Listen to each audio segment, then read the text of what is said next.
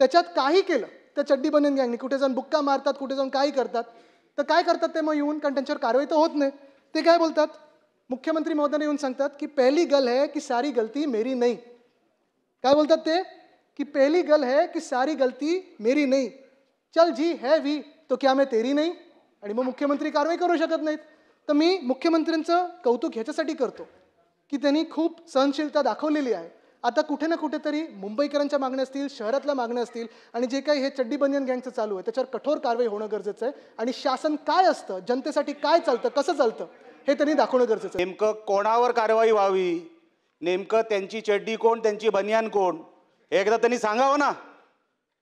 जर एवढी भीती वाटत असेल बोलायला तर सभागृहामध्ये असे शब्द वापरू नका. उगाच काही चाललंय, उगाच टीका करायची म्हणून काही का. आम्ही साहेब अरे 1 तासापासून ऐकतोय, काय बोललो नाही.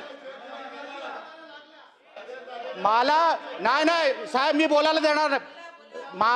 मी एक शब्द मध्ये आमचा कोणी बोललेलं नाही, पण हे शब्द कुठले, रुलिंग मधून शब्द या तर काढून टाकावं, या तर त्यांनी स्पष्ट करावं. हिम्मत असेल तर नेमकं ते कोणाबद्दल बोलत होते एकदा स्पष्ट करावं सभागृहामध्ये, बघूया हिम्मत.